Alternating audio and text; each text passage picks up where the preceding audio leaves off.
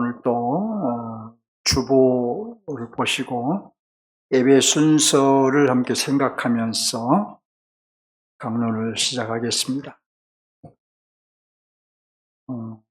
오늘 이제 10번째 순서로 설 강론 후에 있는 찬송입니다. 응답송입니다. 예배자인 우리가 강론을 통하여 하나님의 존재와 속성과 구속과 통치를 깨달았다면 하나님은 예배자인 우리가 그에 합당한 반응을 나타내길 원하십니다. 왜냐하면 하나님은 우리와 인격적인 교통을 원하시기 때문입니다. 이런 면에서 우리가 응답송을 드리는 것은 질서 있는 예배를 드리는 것입니다. 우리는 응답송의 성격을 이해하고 강론을 통해서 주신 말씀을 인하여 풍부하게 감사하는 심정과 함께 주신 말씀을 따라 순종의 삶을 살겠다는 뚜렷한 의지를 담아서 서야가는 심정으로 이 응답송을 드려야 합니다. 10번째로 송영입니다. 마지막 찬송인데 예배란 왕이신 하나님 오전에 나가 우리 자신 전부를 드려서 절을 하는 것입니다. 이때 하나님께서는 은혜의 말씀으로 신령한 은혜를 베풀어 주십니다. 송영은 이렇게 은혜의 말씀으로 베풀어 주신 신령한 은혜를 누린 자들이 그 은혜에 화답하는 것입니다. 그러므로 예배자들은 하나님께서 베푸신 그 은혜 가운데 나타나신 하나님과 하나님의 영광을 마음으로 보면서 송축하고 하나님께서 베푸신 은혜를 감사하며 계속해서 은혜를 베풀어 주시기를 바라며 성삼위 하나님을 찬송하는 마음이 뚜렷해야 합니다. 이렇게 응답송과 송영을 드림으로써 이제 우리의 찬송은 끝나고 마지막 남은 것이 축도와 후주가 남아 있습니다. 그것은 다음 주에 생각해 보도록 하겠습니다. 본문으로 들어갑니다. 데살로니가 후서. 모든 성경은 기록 배경이 있어요. 특별히 서신들은 기록 배경이 아주 더 뚜렷합니다. 그렇다면 이 데살로니가 후서의 기록 배경은 무엇일까요? 그리고 사도는 데살로니가인들의 신앙을 어떻게 평가했을까요? 첫째로 데살로니가 후서의 기록 배경은 무엇인지 생각하겠습니다. 그러니까 왜 전서를 보냈는데 또 이어서 후서를 보냈느냐는 거예요. 그 배경이 있겠죠. 사도는 전서에서 그리스도의 재림을 많이 강조했습니다. 사도의 의도는 환난 중에 있는 데살로니가인들에게 주님의 재림을 강조함으로써 소망을 주고 또 격려하는 것이었습니다.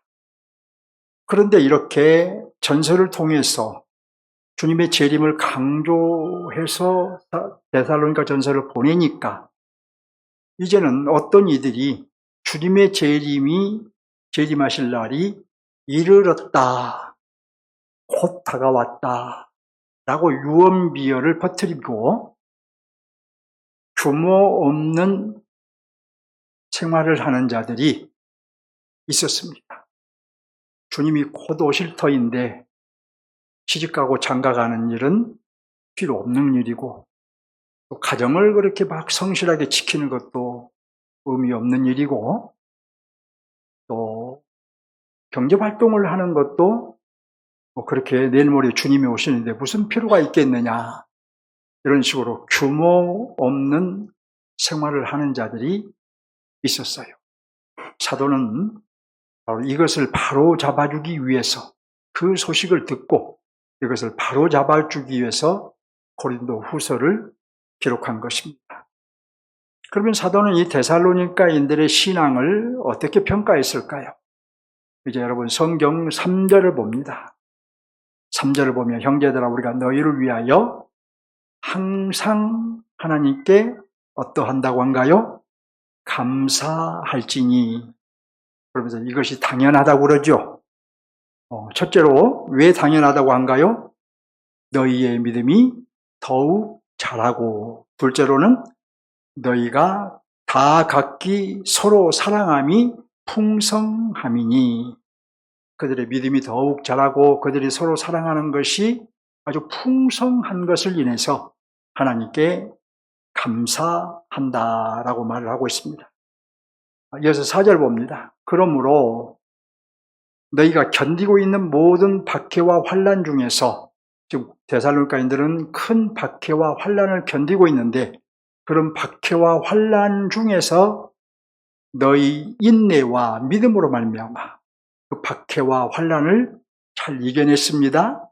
인내와 믿음으로 말미암아 하나님의 여러 교회에서 우리가 사도와 사도의 일행들이 친히 자랑하노라.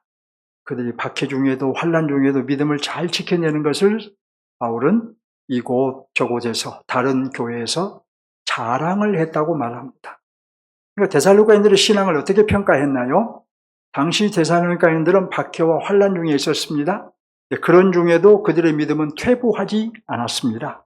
지체들 간에도 서로를 사랑하는 사랑이 풍성했습니다. 그들의 인내와 믿음은 보통이 아니었습니다. 어느 정도였느냐 하면 사도가 다른 교회에 자랑할 정도였습니다.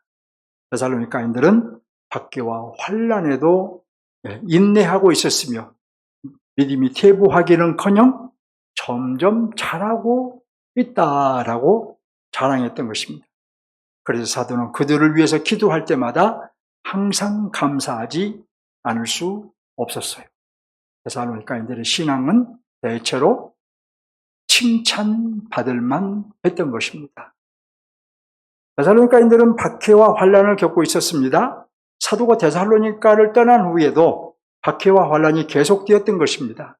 사도는 박해와 환난을 그럼 어떻게 이해했을까요? 그들이 겪는 박해 또는 환난을 어떻게 이해했을까 하는 것입니다. 5절 봅니다.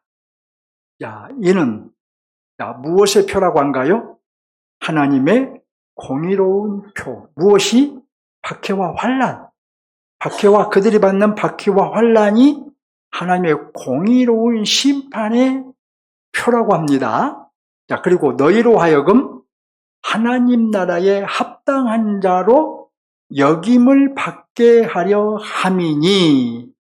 그래서 그 나라를 위하여 너희가 또한 고난을 받느니라. 그러니까 그들의 고난을 하나님의 나라를 위하여, 그들이 하나님의 나라에 들어갈 것을 위하여 받는 고난이라고 말한 거죠. 여러분, 우리 그리스도인은 무슨 일이든 해석을 잘 해야 돼요. 우리는 살아가면서 여러 가지 일들을 만납니다. 아주 많은 일들을 만나요. 내가 왜 지금 이런 일을 만났지? 지금 내가 아직은 이런 일을 만날 때가 아닌데 왜 이런 일을 만났지? 어떤 분은 아직은 건강하게 또 사회활동을 왕성하게 해야 되는데 건강이 무너진 경우도 있습니다. 어떤 분은 태어나면서부터 건강이 안 좋은 분도 있습니다. 저도 그런 사람 중에 한 사람이에요. 또 어떤 분은 잘 살다가 예기치 않는 일로 인해서 또 절망을 느낄 때가 있습니다. 이런 여러 가지 일들을 만나요. 또 어떤 사람은 살아가다가 갑자기 교통사고를 당해서 큰 어떤 신체적인 장애를 입을 수도 있습니다. 저도 99년도에 교통사고를 당해서 하반신이 마비되어 짧은 시간이지만 보낸 적이 있었습니다. 여러 가지 일들을 만나요. 많은 일들을 만나요. 그럴 때 우리는 그 일들을 잘 해석을 해야 돼요. 해석. 왜냐하면 모든 일에는 하나님의 주권과 섭리가 있을 뿐 우연은 없는 것이기 때문이에요. 첫째로 사도는 데살로니가인들이 당하는 박해와 환난을 어떻게 해석했느냐? 하나님의 공의로운 심판의 표라고 해석을 했어요. 하나님의 심판이 있을 것을 보여주는 것이라는 말이죠. 둘째로 하나님께서 데살로니가인들에게 박해와 환난을 허락하심은 하나님 나라에 합당한 자가 되게 하려는 것이다 라고 해석을 했습니다. 결국 그 고난은 하나님께서 허락하신 고난이고 하나님은 그 고난을 통해서 하나님의 백성으로 양육하신 것입니다. 하나님의 백성으로 키워가신 거예요. 그러게 사도는 이렇게 말합니다. 6절을 봅니다. 너희로 환난을 받게 하는 자들에게는 무엇으로 갚으신다고요? 너희에게 환난을 받게 하는 자들에게는 환난으로 갚으시고 환난을 받는 너희에게는 우리와 함께 무엇으로 갚으신다? 안식으로 갚으신다. 근데 이것이 무엇이라고 합니까? 하나님의 공이라. 하나님의 공이라는 거예요. 무엇을 말하고 있을까요? 데살로니가인들에게 환난을 받게 하는 자들에게는 하나님께서 환난으로 갚으실 것이라는 말이죠. 그리고 환난을 받는 데살로니가인들에게는 사도가 누리게 될 안식으로 갚으실 것이라는 말입니다. 데살로니가인들은 사도와 함께 영생을 누리게 될 것이라는 말이죠. 자, 이렇게 하는 것이 환난을 받을 자에게는 환난을, 안식을 누릴 자는 안식을 주시는 것이, 이것이 바로 하나님의 공의의 심판이라는 것입니다.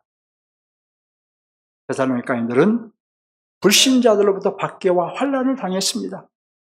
하나님께서는 그 불신자들을 심판하실 것이다 라고 분명히 말하고 있어요. 자, 그럼 언제 심판하실까요? 7절 하반절을 봅니다. 7절 하반절을 보면 주 예수께서 자기의 능력의 천사들과 함께 하늘로부터 불꽃 가운데 나타나실 때에, 이렇게 말하죠. 그러니까 언제 심판하신다는 말인가요? 주님께서 재림하실 때에 심판하신다는 말입니다. 여러분, 그러면 어떻게 재림하신다고 한가요? 주님은 천사들의 호의를 받으며 재림하실 것입니다. 그리고 하늘로부터 불꽃 가운데 재림하실 것입니다. 이것을 우리가 어떻게 이해해야 될 것인가는 그냥 상상을 하세요. 우리가 구체적으로 이러한 것이다라고 다 말하기는 어려워요. 그러나 분명한 것은 천사들의 호의를 받으며 재림하실 것이고 하늘로부터 불꽃 가운데 재림하실 거예요. 재림하신 그리스도는 어떤 심판을 하실까요? 8절 봅니다. 하나님을 모르는 자들과, 하나님을 모르는 자들, 불신자들을 의미하겠죠? 우리 주 예수의 복음에 복종하지 않는 자들, 이것을 같은 종류의 불신자들로 볼 수도 있겠지만 하나님을 아예 모르는 자들, 그리고 주 예수의 복음에 복종하지 않는 자들, 예수님을 안다고 하며 믿는다고 하면서도 그 복음에 복종하지 않는 자들에게 무엇을 내리신다고 한가요? 형벌을 내리신다고 하잖아요. 형벌. 9절. 이런 자들은, 어떤 형벌을 내리시냐? 이런 자들은 주의 얼굴과 그의 힘의 영광을 떠나, 주님이 재림하셨는데 그 재림하신 주님은 그 주의 얼굴과 그 힘의 영광을 떠나 영원한 멸망의 형벌을 받으리로다. 그러니까 앞에서 형벌을 받는다고 했는데 그 형벌은 멸망의 형벌이에요. 멸망의 형벌을 받으리로다. 재림하신 그리스도는 데살로니가인들을 핍박하는 자들, 나가서 모든 불신자들에게 형벌을 내리실 것입니다. 물론 신자들은 주님과 함께 영광 중에 거할 것입니다. 신령한 몸으로 변화되어 주님과 함께 영광 중에 거할 것입니다. 불신자들이 받을 이 형벌은 영원한 멸망의 형벌, 곧 사단과 함께 받을 지옥의 형벌을 의미합니다. 이 심판은 하나님의 공의의 심판이에요. 하나님 나라에 합당한 자에게는 하나님의 나라를 주고 지옥에 합당한 자에게는 지옥의 형벌을 주시기 때문에 공의로운 심판이에요. 마땅히 하나님의 나라에 들어갈 자에게는 하나님의 나라를 주시고 마땅히 지옥의 형벌을 받을 자에게는 지옥의 형벌을 주시니 공의로운 심판인 것이죠. 그리스도께서 재림하시면 우리는 이 하나님의 공의의 심판을 우리의 두 눈으로 똑똑히 보게 될 것입니다. 그리스도의 재림은 분명한 사실이 될 것이며 재림하신 그리스도는 불신자들을 엄히 심판하실 것입니다. 그러면 재림하신 그리스도는 성도들로부터 어떤 대우를 받으실까요? 그렇게 심판하신 그리스도, 공의의 심판을 하시는 그리스도가 성도들로부터는 어떤 대우를 받겠냐는 거예요. 바꾸고 말하면 성도들은 재림하신 그리스도를 어떻게 대우할까요? 그것이 바로 10절이 나와 있습니다. 10절 보면 그날에 그가 강림하사, 그날에, 여기 성경에서는 주의 날에라고 하는데 여기에서는 그냥 주님 재림하실 그날에 그의 성도들에게서 무엇을 받으시고 영광을 받으시고 모든 믿는 자들에게서 무엇을 얻으신다고 한가요?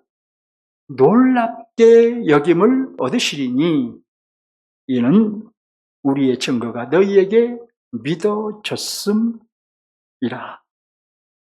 재림하신 그리스도는 성도들에게 영광을 받으실 것입니다. 찬송을 받으시고 높임을 받으시고 경배를 받으실 거예요. 또 주님은 성도들로부터 찬사를 받으실 것입니다. 불신자들에게 엄한 영원한 형벌을 내리시는 주님을 보고 또 끝까지 믿음을 지킨 성도들에게는 영원한 안식을 주시는 것을 보고 성도들은 아주 놀라움을 금치 못하고 주님을 찬송할 거예요. 하나님의 공의에 입각해서 구원과 심판이 정확하게 이루어지는 것을 보고 구원받을 자는 구원을 받고 멸망받을 자는 멸망받은 것을 보고 성도들은 주님을 찬송하게 될 것입니다. 구원받을 자가 멸망을 받거나 멸망받을 자가 구원받을 거나 그런 일이 하나도 없는 것을 보고 마땅히 구원받을 자만 구원받고 마땅히 멸망받을 자는 멸망받는 것을 보고 놀라움을 금치 못할 거라는 거예요. 자, 이렇게 신자들이 주님을 대우하는 것은 성도들은 사도가 전한 그리스도를 믿었기 때문에 사도가 전한 복음을 믿고 바른 믿음 위에 서 있었기 때문이에요. 본문을 간단하게 살펴보았습니다. 본문의 핵심 메시지가 뭘까요? 오늘 본문의 핵심 구절은 7절 하반절이에요. 7절 하반절을 보실래요? 주 예수께서 자기의 능력의 천사들과 함께 하늘로부터 불꽃 중에 나타나실 때에 이 말씀이 핵심 구절입니다. 그리스도께서 재림하시는 것은 분명한 사실이라는 것이지요. 자, 그런데 여러분, 본서의 기록 목적이 제가 뭐라고 아까 서두에서 말씀드렸나요? 그리스도의 재림에 대한 유언비어에 휘둘리지 말고 규모 있게 살게 하려는 것이라고 말씀드렸죠. 따라서 그리스도의 재림은 분명한 사실이라는 말씀이 핵심 말씀이라면 어떤 면에서는 이 기록 목적과 반하는 것이라고 생각할 수 있죠. 그들이 그리스도의 재림을 너무 과하게 오해해서 주장하고 강조하면서 그들이 규모 없는 삶을 살아갔는데 사도 바울이 또 그리스도의 재림은 분명한 사실이라고 말하고 있으니 기록 목적과 반하는 것처럼 느껴지잖아요.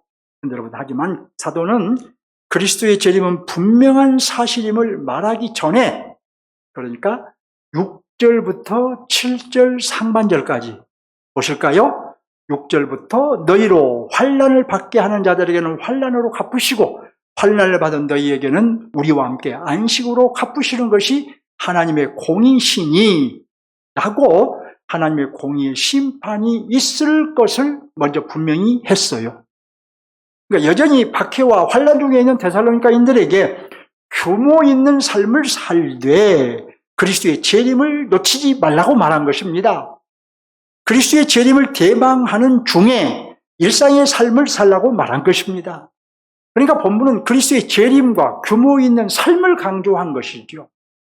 그리스도께서 재림하신 그날에는 하나님의 공의의 심판이 있을 것이다. 따라서 일상의 삶을 규모 있게 살면서 그리스도의 재림을 대망하라. 이것이 핵심 메시지입니다.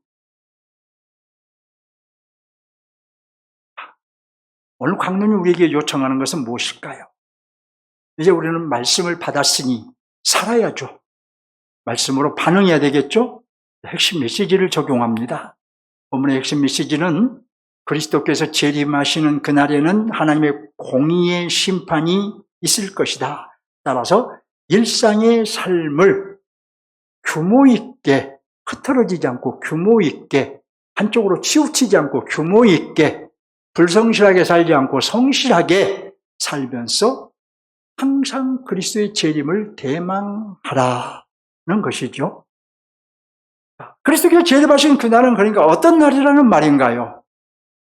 그리스도께서 재림하신 날은 하나님의 공의의 심판이 집행되는 날입니다. 더 이상 미루어지지 않아요. 그날에 집행됩니다. 천사들의 호의를 받으며 재림하신 그리스도께서 하실 일은 구원받을 자를 구원하시고 심판받을 자를 심판하시는 일입니다. 양과 염소가 비슷합니다. 그렇죠? 비슷하지요. 그렇지만 구분이 가능하지요. 그렇듯이 구원받을 자들은 우편에 세우시고 주님은 이 구원받을 자와 또 심판받을 자를 구분하여 구원받을 자는 우편에 세우시고 심판받을 자는 좌편에 세우실 것입니다. 그래서 우편의 선자들에게는 구원 곧 영생을 주실 것이고 좌편의 선자들에게는 심판 곧 영벌을 내리실 것입니다. 우리는 이런 말씀을 통해서 우리는 구원의 은혜에 대해서 충분히 이해를 하고 내가 주 예수 그리스도를 믿음으로 구원을 받은 사람이다 라는 확신을 가질 필요가 있어요. 그래 또 하나 필요성이 있다는 것은 나는 내 믿음이 늘 말씀대로 나는 하나님과 바른 관계에 들어갔다면 이제 하나님과 바른 관계에 서 있는가, 지금도 하나님과 바른 관계에 서 있는가, 내 두 발을 그리스도 안에 딱 딛고 있는가, 여러분 늘 점검하면서 살아야 해요. 한 발은 세상에, 한 발은 그리스도 안에 딛고 있지 않는가 살펴봐야 되겠죠. 하나님께서 주님께서 오시면 우리를 양과 염소가 비슷하지만 양과 염소는 다 구분이 돼요. 목자는 다 구분을 해요.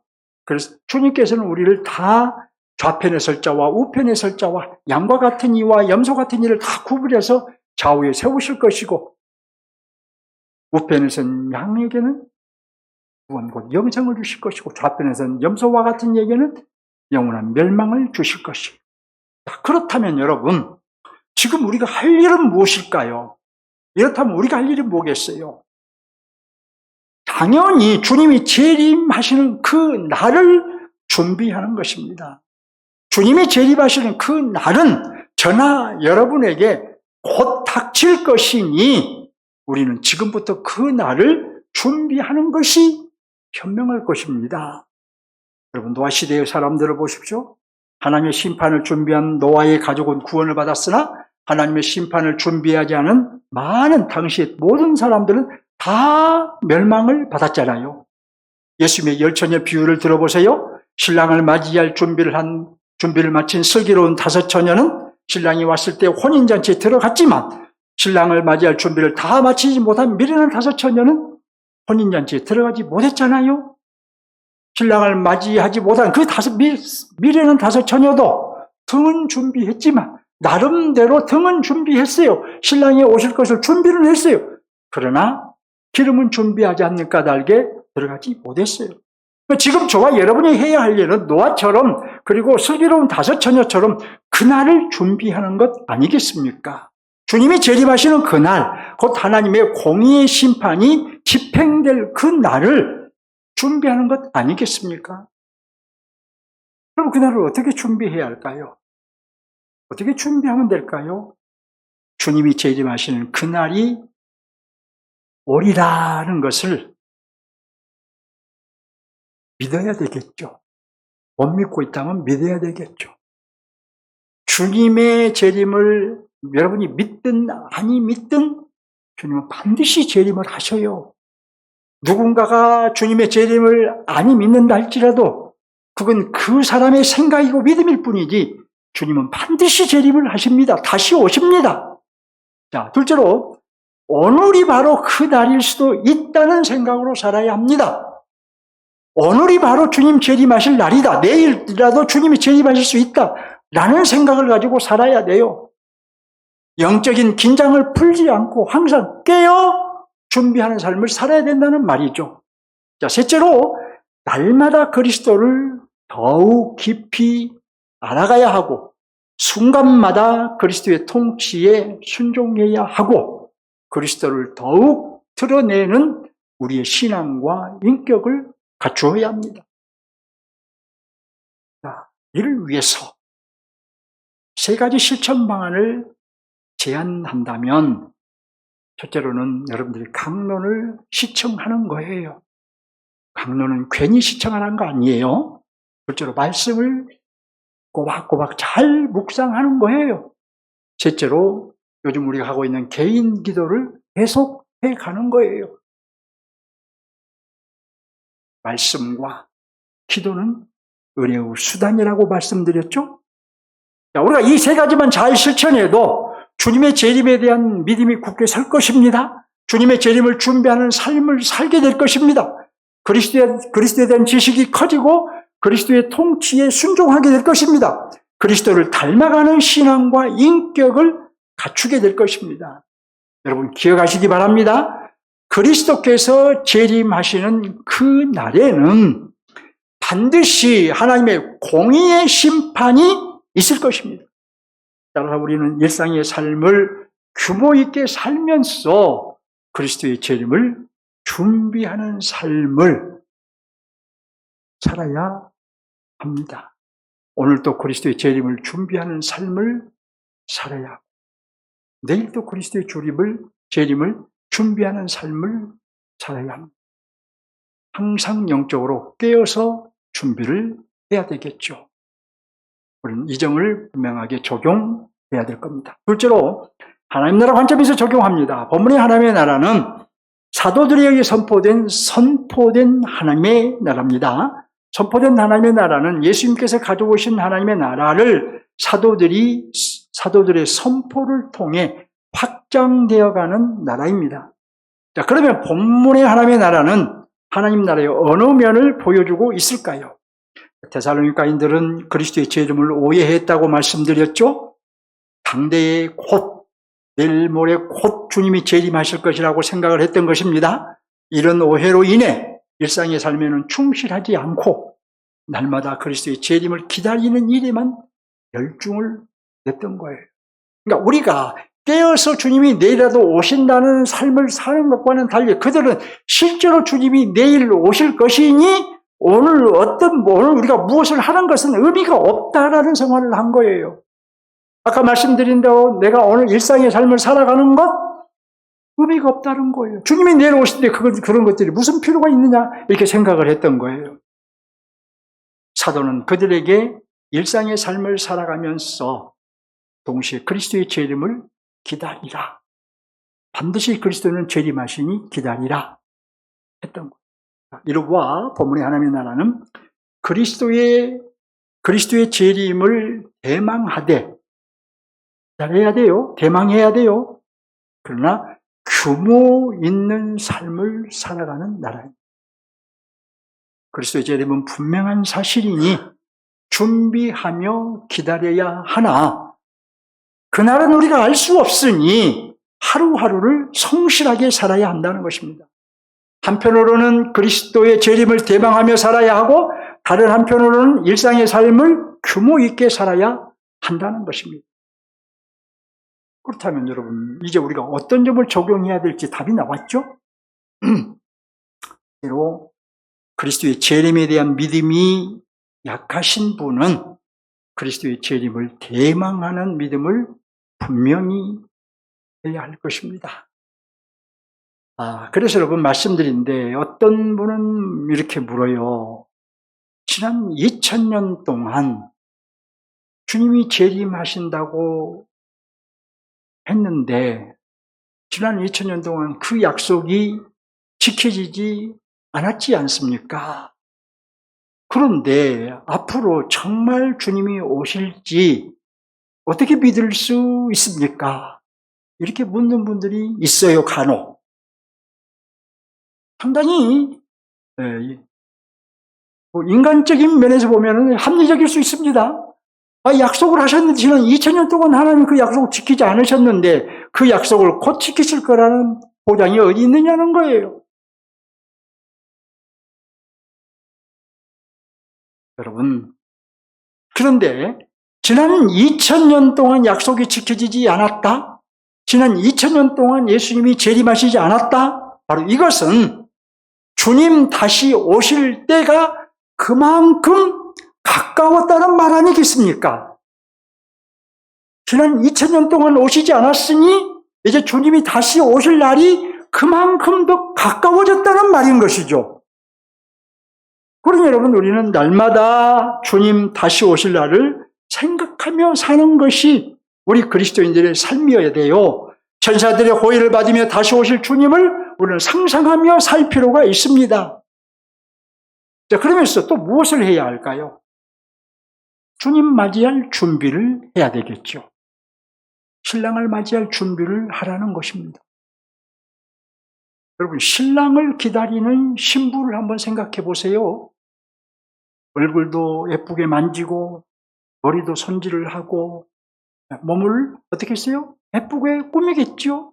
옷도 깨끗한 옷으로 갈아입고 그렇게 신랑을 기다리겠죠. 마찬가지로 우리 자신을 가꾸어야 합니다. 거룩하게 가꾸어야 돼요. 흠도 없고 티도 없는 신부로 우리를 가꾸어야 돼요. 신랑을 맞이하기에 부족함이 없도록 준비를 해야 합니다. 여러분, 주님이 오실 때에 우리는 그리스도의 신부로서 주님을 맞이할 터인데 우리가 준비되지 않는 상태에서 주님을 맞이할 수 없잖아요. 그럼 우리는 주님이 오신다는 것을 확신할 뿐만 아니라 주님 오실 날을 준비해야 되는데 마치 신부가 신랑을 기다리며 자신을 가꾸듯이 우리는 우리를 거룩하게 가꾸어야 돼요. 흠도 없고 티도 없는 그리스도의 신부로 가꾸어야 돼요. 그래서 우리는 여러분 이제 이번 주부터 기도할 때에는 이 점을 놓고도 기도하는 것이 좋겠지요. 오늘 말씀을 따라서 주님, 내가 그리스도의 신부로서 흠도 없고 티도 없는 사람이 되고 싶습니다.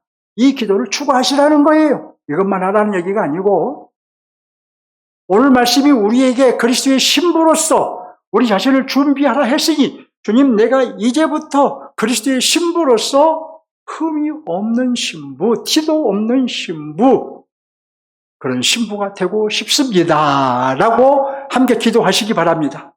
자, 둘째로 그리스도의 재림만 생각하며 규모 없는 삶을 살지 않는 사람은 좀 더 규모 있는 삶을 살아야 할 것입니다. 그런데 여러분, 이 부분은 주로 이단에 빠진 사람들이 적용을 해야 돼요.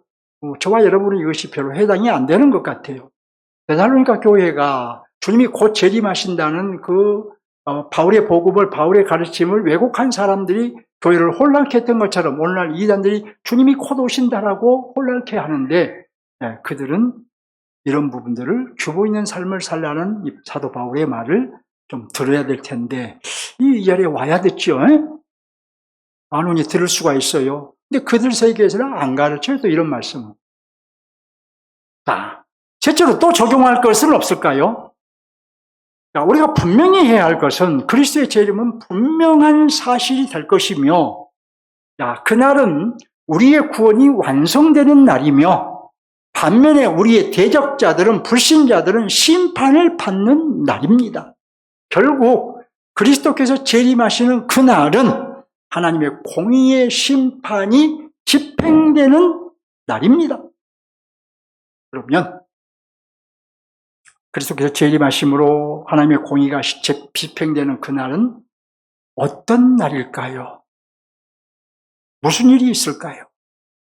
요한계시록 16장 7장 16절로 17절을 보면 그들이 다시는 줄이지도 아니하며 목마르지도 아니하고 해나 아무 뜨거운 기운에 상하지도 아니하리니 이는 보좌에 계신 어린 양이 그들의 목자가 되사 생명수샘으로 인도하시고, 그다음에 뭐라고 말하느냐? 하나님께서 그들의 눈에서 모든 눈물을 씻어주실 것입니다. 이렇게 말을 해요. 또 요한계시록 21장에서는 이렇게 말합니다. 그들은 하나님의 백성이 되고 하나님은 친히 그들과 함께 계셔서 모든 눈물을 그 눈에서 닦아주시니, 그 눈물을 닦아주시는데 다시는 사망이 없고 애통하는 것이나 고가는 것이나 아픈 것이 다시 있지 아니하리니, 이렇게 말을 합니다. 자, 이 말씀의 1차 독자는 1세기의 박해받은 환난받는 성도들입니다. 이 요한계시록은 소아시아 7교회에 보내졌잖아요. 그들이에요. 주님 때문에 박해와 환난을 당한 성도들을, 주님 때문에 고초를 당하고 순교를 당한 성도들을 하나님께서 위로해 주실 것을, 말할 수 없는 위로로 위로해 주실 것을 분명히 한 말씀입니다. 그들이 고초를 당하면서, 환난을 당하면서, 순교를 당하면서 그 흘렸던 눈물을 다 닦아주실 것이라고 말씀하신 거예요. 그러면 2차 독자인 우리는 이 말씀을 어떻게 읽어야 할까요? 아, 그렇구나 하고 끝내야 될까요? 여러분은 그리스도인으로 살면서 눈물을 흘려보신 적이 없나요? 육신이 아프고 힘이 들어서 눈물을 흘려보신 적은 없나요? 육체가 고통스러워서 눈물을 흘려보신 적은 없나요? 또 죽음의 직면에서 눈물을 흘려보신 적은 없나요? 인생을 살아가면서 고달퍼서 혼자 눈물을 흘려보신 적은 없나요? 여러분, 그리스도께서 재림하시는 그날이 되면, 하나님의 공의의 심판이 집행되면 우리의 그 모든 눈물 또한 다 씻어주실 줄 믿습니다. 우리가 하나님의 자녀이기 때문이에요. 우리가 1세기의 성도들처럼 고초를 당하고 환난을 당하고 핍박을 당하지는 않았어도, 또 1세기의 성도들처럼 순교를 당하지는 않았어도, 우리가 그리스도인으로서 인생의 행보를 해가는 동안 우리가 겪는 그 모든 일들은 하나님께서 우리를 긍휼히 여기시고 우리의 모든 눈물을 다 닦아주실 거예요. 지금은 힘들어도 우리에게 평안을 주실 줄 믿습니다. 지금은 고통스러워도 공의의 심판이 이루어지면 그때는 우리가 안식을 누릴 줄 믿습니다. 다시는 눈물이 없을 것입니다.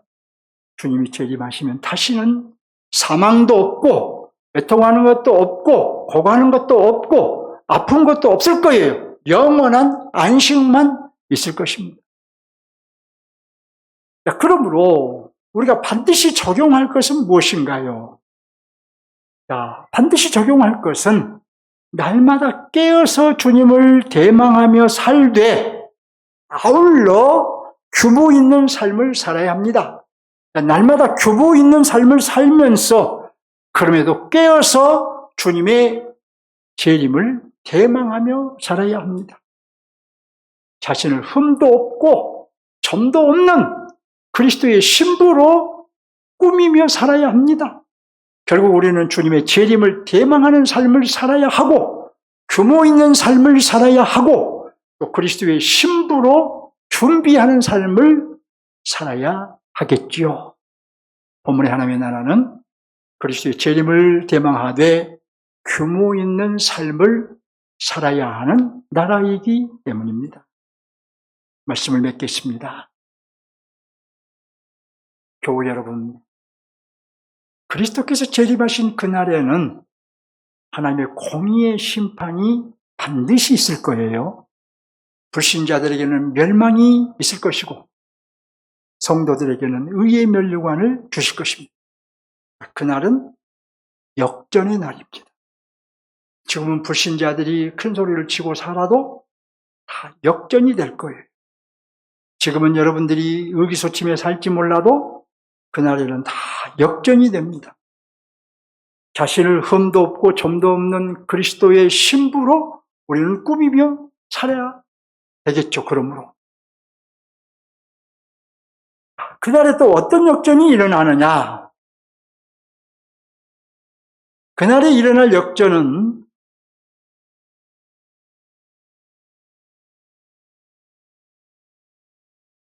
저와 여러분이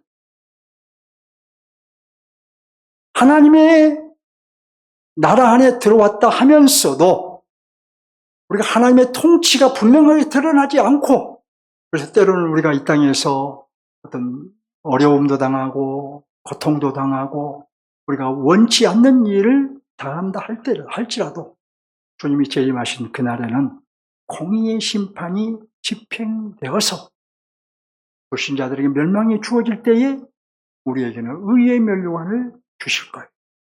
역시 그날은 역전이 일어나는 날인 것입니다. 또 이 땅에서 주님 없이 사는 자들은 그 대가를 반드시 치르게 될 것이고, 주님을 섬기며 사는 성도들에게는 생명의 멸류관을 주실 것입니다. 그날은 역시 역전이 일어나는 날입니다. 주님 없이 호의호식하며 산 사람들은 지옥의 멸망을 받을 것이고, 주님께 충성하고 헌신하며 산 성도들은 영생을 받을 것입니다. 그날은 역전의 날이에요.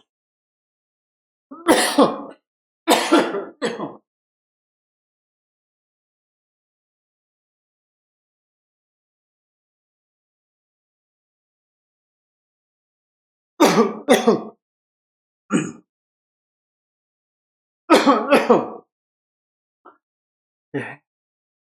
하나님의 나라는 역전의 나라입니다. 먼저 된 자가 나중되고 나중된 자가 먼저 되는 나라예요. 이 땅에서 흘리는 모든 눈물을 다 닦아주시는 날입니다. 그러므로 더욱 주님의 재림을 개망하며 살기 바랍니다.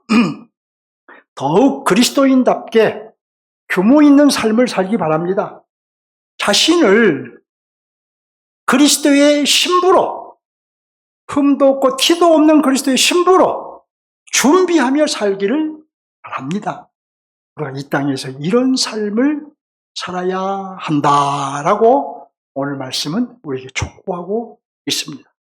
주님을 향해 한 걸음 더 나갑시다. 아멘.